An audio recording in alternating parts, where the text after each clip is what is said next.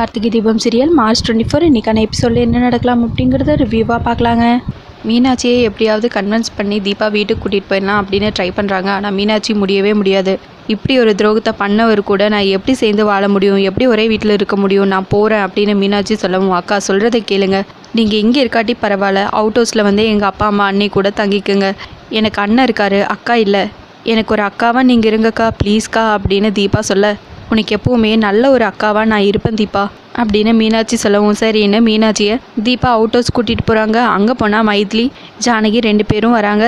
அம்மா அண்ணி 2 பேர்கிட்டையும் சொல்கிறேன், மீனாட்சி அக்கா கொஞ்ச நாளுக்கு உங்கள் கூட துணையாக இருப்பாங்க அப்படின்னு தீபா சொல்லவும், எதுக்கு தீபா மூடி மறைச்சி பேசுகிற, என்ன நடந்துச்சோ அதை அப்படியே சொல்லு அப்படின்னு மீனாட்சி சொல்ல, தீபா அப்படியே சைலண்ட்டாக இருக்காங்க. அதுக்கப்புறம் மீனாட்சியே சொல்கிறாங்க, என்னை கட்டினவர் வேணான்னு சொல்லி அவர் கட்டின தாலியையும் அவரையும் தூக்கி போட்டுட்டு வந்துட்டேன் அப்படின்னு மீனாட்சி சொல்ல, தீபா என்னம்மா நடந்துச்சு, என்ன நடந்துச்சோ அதை சொல்லுமா அப்படின்னு சொல்லவும், ஆமாம்மா ஆனந்த் சார் ரியான்னு ஒரு பொண்ணை 2ஆவது தரமாக கல்யாணம் பண்ணிக்கிட்டாரு அப்படின்னு சொல்லி ஃப்ளாஷ்பேக்கில் மீனாட்சி தாலியை கழட்டி வீசினது, அதுக்கப்புறம் இங்கே இருக்க மாட்டேன் அப்படின்னு வீட்டை விட்டு வெளியே வந்ததுன்னு எல்லா விஷயத்தையும் சொல்கிறாங்க.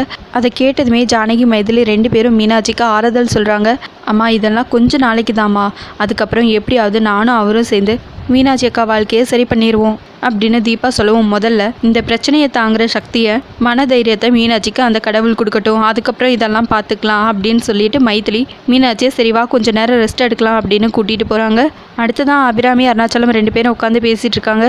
இவன் எப்படிங்க இப்படிப்பட்ட ஒரு வேலையை செஞ்சான், இதே அருண் செஞ்சுருந்தா கூட நான் நம்பியிருப்பேன், ஆனால் இவன் அப்படிப்பட்ட ஆளே கிடையாது, இவன் எப்படி இப்படி ஒரு துரோகத்தை மீனாட்சிக்கு செய்ய துணிஞ்சா, பெங்களூர் போகிறேன்னு சொல்லும்போதே நான் மீனாட்சிக்கிட்ட சொன்னேன், அவனை இப்படியே விடாதம்மா, எப்படியாவது நீ பேசி இங்கேயே இருக்கிற மாதிரி பண்ணுமா அப்படின்னு அத்தனை தடவை சொன்னேன், ஆனால் அவன் இந்த மாதிரி பண்ணுவான் நான் நினச்சும் கூட பார்க்கல, நான் எப்படி வெளியே எல்லார் முகத்துலேயும் முழிப்பேன், என் உயிருக்கு சமமான அந்தஸ்து கௌரவம் எல்லாத்தையும் போக வச்சுட்டானே, இது எப்படி என்னால் தாங்கிக்க முடியும், தாய்க்கு தலைப்பிள்ளதான்னு சொல்லுவாங்க, இவன் நான் உயிரோடு இருக்கும்போது தலையில் நெருப்பலி கொட்டிட்டானே, சரி வெளியே இருக்கிறவங்கள விடுங்க, இப்போ மீனாட்சியோட அப்பா அம்மா கேட்டால் நான் என்ன பதில் சொல்லுவேன், நான் தானே அவளை இந்த வீட்டுக்கு மருமகளாக கூட்டிகிட்டு வந்தேன், அவளை நல்லபடியாக வாழ வைக்கிறேன்னு தானே சொன்னேன், எனக்கு அடுத்தது நீ தானுங்கிற பொறுப்பை நான் அவள் கையில் கொடுத்து தானே கூட்டிகிட்டு வந்தேன், இப்போ இந்த ஆனந்த் இப்படி பண்ணிட்டானே, எப்படி நான் இதை சரி பண்ண போகிறேன், இது எப்படி மீனாட்சியோட அப்பா அம்மா தாங்குவாங்க அப்படின்னு அபிராமி சொல்லிட்டுருக்க, இந்த ஆனந்தோட புத்தி ஏன் தான் இப்படி போச்சோ தெரியலையே, அந்த ரியாவோ எல்லா பிரச்சனையும் அவளால் தான்,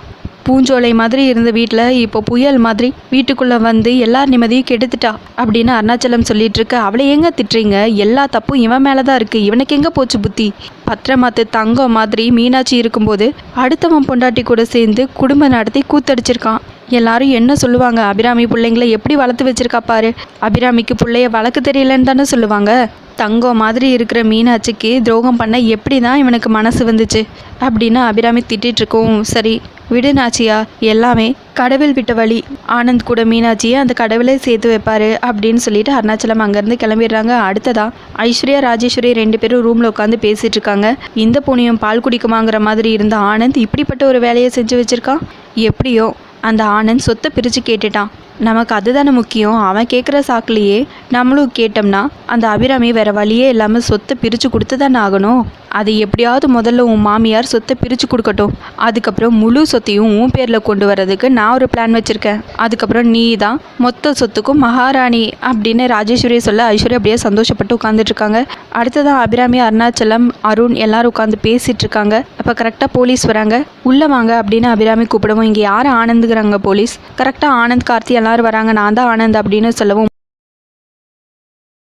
முதல் பொண்டாட்டி உயிரோடு இருக்கும்போதே டிவோர்ஸ் கொடுக்காம 2ஆவது கல்யாணம் பண்ணிக்கிட்டீங்க, அதனால் நாங்கள் உங்களை அரெஸ்ட் பண்ணுறோம் அப்படின்னு சொல்ல, கம்ப்ளைண்ட் யார் கொடுத்தது, டே கார்த்தி நீ தானே, நான் தான் உங்ககிட்ட சொன்னல என் விஷயத்தில் தலையிடாதேன்னு, அதுக்கப்புறமும் திரும்ப தலையிட்டுட்டே இருக்க, இந்த விஷயத்தில் பேசுகிற உரிமை மீனாட்சிக்கு மட்டும்தான் இருக்குது அப்படின்னு ஆனந்த் சொல்லிட்டு இருக்க, நான் இதுவும் பண்ணலங்கிறாங்க கார்த்தி. கரெக்டாக மீனாட்சி என்ட்ரி கொடுக்குறாங்க, நான் தான் கம்ப்ளைண்ட் கொடுத்தேன் அப்படின்னு சொல்லவும் எல்லாரும் ஒரு நிமிஷம் அப்படியே ஷாக் ஆகி பார்க்குறாங்க. இந்த மாதிரி ஆளுங்களுக்கெல்லாம் போலீஸ் ஸ்டேஷன் தான் கரெக்டு அப்படின்னு மீனாட்சி சொல்லவும், ஆனந்த் வேறு வழியே இல்லாமல் சைலண்ட் ஆயிடுறாங்க. அதுக்கப்புறம் போலீஸ்காரங்களும் அரெஸ்ட் பண்ணி கூட்டிகிட்டு போகிறாங்க. அவரை விட்டுருங்க, அவர் கல்யாணம் பண்ணிக்கிட்டதுக்கு நான் தான் காரணம், நான் தான் அவரை கல்யாணம் பண்ணிக்க சொன்னேன், அவர் மேலே எந்த தப்பும் இல்லை, என் மேலே தான் தப்பு, என்ன அரெஸ்ட் பண்ணுங்க அப்படின்னு ரியா சொல்ல, அட நீயும் வேணும்னா ஒரு கம்ப்ளைண்ட் கொடுமா, 2 கம்ப்ளைண்ட்க்கும் சேர்த்து ஒன்றா இவனை உள்ளே தூக்கி வச்சிடலாம் அப்படின்னு போலீஸ்காரங்க சொல்ல, இல்லைங்க எல்லா தப்பும் என் மேலே தான், அவர் எதுவுமே பண்ணல அப்படின்னு ரியா சொல்ல, அப்போ எதாக இருந்தாலும் போலீஸ் ஸ்டேஷனில் கோர்ட்டில் வந்து சொல்லிக்கோ அப்படின்னு சொல்லிட்டு ஆனந்த் கூட்டிகிட்டு போகிறாங்க. என்ன மீனாட்சி, கார்த்தி இருக்கிற தைரியத்தில் தானே நீ இப்படி ஆடிட்டுருக்க, இது எல்லாத்துக்கும் சேர்த்து நீ அனுபவிப்ப கார்த்தி அப்படின்னு சொல்லிட்டு ஆனந்த் வெளியே போய் அப்படியே கார்த்தியை திரும்பி பார்க்குறாங்க. எதுக்காக நீங்கள் இப்படி பண்ணீங்க அப்படின்னு ரியா மீனாட்சிக்கிட்ட கேட்கவும், இங்கே பாரு, உங்ககிட்ட எல்லாம் என்னால் பதில் சொல்ல முடியாது, நீங்கள்லாம் புடவையை மாற்றுற மாதிரி புருஷனை மாற்றுற கேரக்டர் தானே அப்படின்னு மீனாட்சி சொல்ல, அக்கா நீங்கள் எதுக்காக இவங்ககிட்ட எல்லாம் பேசி உங்கள் தரத்தை தாழ்த்திக்கிறீங்க? இங்கே பாருங்கள், ஒரு வேளை நீங்களும் உங்கள் புருஷனும் குடும்பம் நடத்திட்டு இருக்கும்போது இதே மாதிரி ஒரு பொண்ணை கல்யாணம் பண்ணிட்டு வந்து நின்றுருந்தா நீங்கள் ஒத்துக்குவீங்களா? இப்போ அந்த மாதிரி தானே இருக்கும் மீனாட்சி அக்காவுக்கு அப்படின்னு தீபா கேட்க, அவங்க பணத்துக்காக தான் கல்யாணம் பண்ணாங்க, அண்ணனை விரும்பியெல்லாம் கல்யாணம் பண்ணல அப்படின்னு கார்த்தி சொல்லவும், இங்கே பாருங்கள், எங்கள் 2 பேருது உண்மையான காதல், நாங்கள் உண்மையாக லவ் பண்ணதுனால தான் இப்போ கடவுள் எங்களை சேர்த்து வச்சுருக்காரு அப்படின்னு நான் உங்கள் ஃபர்ஸ்ட் ஹஸ்பண்ட் கிட்ட பேசிட்டேன், அவர் எல்லா டீட்டெயில்ஸையும் சொல்லிட்டாரு, நீங்கள் பணத்துக்காக தான் அண்ணனை கல்யாணம் பண்ணியிருக்கீங்கிற விஷயத்த நான் ப்ரூவ் பண்ணி காட்டுறேன் அப்படின்னு சொல்லிட்டு கார்த்தி அங்கேருந்து போயிடுறாங்க. அதோட எபிசோடையும் முடிச்சிருக்காங்க. உங்களுக்கு இந்த வீடியோ பிடிச்சிருந்தா லைக் அண்ட் சப்ஸ்கிரைப் பண்ணி நம்ம சேனல் சப்போர்ட் பண்ணுங்கள். தேங்க்யூ.